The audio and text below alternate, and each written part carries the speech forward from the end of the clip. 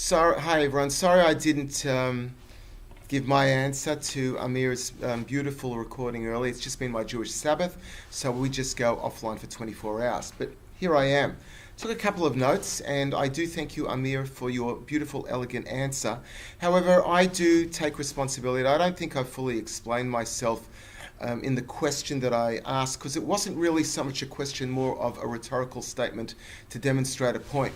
But going on the lines of what Amir did beautifully, elegantly answer, I would just like to say a few sentiments on that and then get down to the crux of what my real statement was.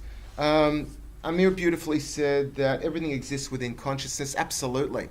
In essence, everything does exist within consciousness, and from an essential, looking from an up-down perspective, from what I would call a godly perspective, or looking at it from consciousness perspective, this is all a creation that comes from source, comes from essence, comes from collective consciousness. I call it God, and everything exists within consciousness. And you and I and everything are just different manifestations of expressions of creation, and that life force exists within you, within me, within this table, within this computer. And as Amir was going on, that we're just a bunch of pixelations that come up on a screen, so to speak, called my awareness, my consciousness. But really, that's just light. And that light gathers together to make an image of me that you can see me and I can see you and we can talk together. So from that perspective, there is no such thing as inside or outside when we talk about looking at it from above to below. As I just said, looking at it from a consciousness creator perspective, that from the creator's perspective, from source's perspective, it's all me, it's all essence. You and I are one. True.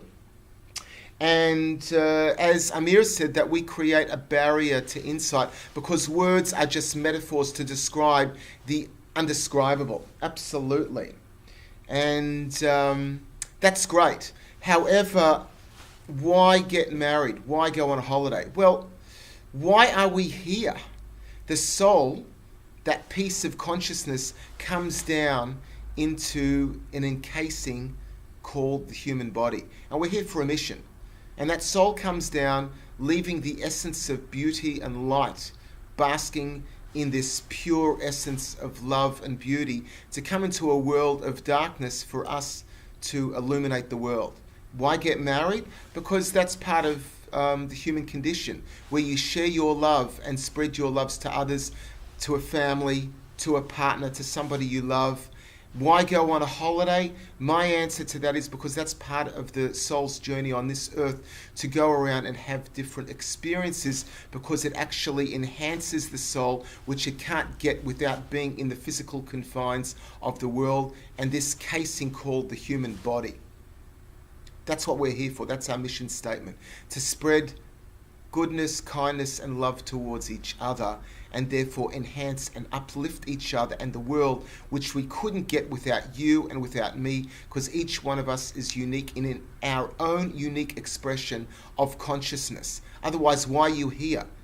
And why go on the holiday? And why get married? Because they're all unique expressions of the collective consciousness as it gets limited in this illusory experience called world and life, which is part of the divine plan, that we do live in a world of illusion and look beyond that world of illusion to connect to something that transcends us, called life, God, source, consciousness, mind, as we talk about in the three principles.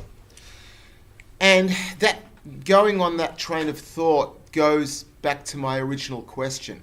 I didn't mean so much what is the reason we go and have that experience. I'm saying that experience enhances and lifts us up. And then we have a bunch of thinking about it. So I get married. I live with my wife. She does certain things I like, certain things I don't like, and I have a bunch of thoughts of it. If I wouldn't have got married and had that physical experience, I wouldn't have had the thinking in the first place. And therefore, I go back to my original contention that something quote unquote out there in the sense of consciousness elicits thinking. So just like thinking is one of the parameters that Source gave us to operate in, the physical world is another parameter that he gave us to have this journey, this amazing, beautiful journey called life to travel in and experience in order to uplift us. And then we go have a bunch of thinking about it. So outside in, inside out, in essence, there is no outside. I agree. But in this world of limitation, if, as I said in one of my threads, if there's a train going by, you don't want to step in front of it. It's a real image, albeit an illusory image. It's not illusory in the sense that it's not real. If you walked in front of it, you're going to get hit, God forbid. But it's there, and we work with those icons. We work with those pixelations. If I had a file on this computer, the file is demonstrated as an icon. It doesn't look real. It's not a real physical file. It's just a way for me to operate with the computer. Inside the computer, it's just a bunch of ons and off and all sorts of electronic pulses. But I wouldn't want to take that Word document with a lecture in and put it in my trash. Otherwise, I'm going to lose all my work. I'll take that icon really seriously. Same too with a train. I'll take that icon, so to speak, really seriously. You wouldn't want to walk in front of it, because those are the parameters that we were given to work with. And then we have a bunch of thinking about that. And that thinking is going to be something new and different that enhances our journey here on Earth. So, yes, it all goes through mind, consciousness, and thought, granted. But at the same time, sorry about that. At the same time, I'm going to have a bunch of thinking that gets elicited from something outside that generates some new thought that I wouldn't have had without the physical experience at first. So I hope that helps in my statement, Amir, and to everybody else. If I've upset anybody, I do apologize. I love you all, love the discussion, and it's just here for an exploration of truth, not pointing the finger to upset anyone or in any way treat anyone with any disregard, because that's part of my own modus operandi, is that if someone's in front of you, then they're there for a reason, and they've got something unique to contribute to you, and vice versa, you to them, and we can all gain from each other. Hope that helps. Thank you very much. Have a good one.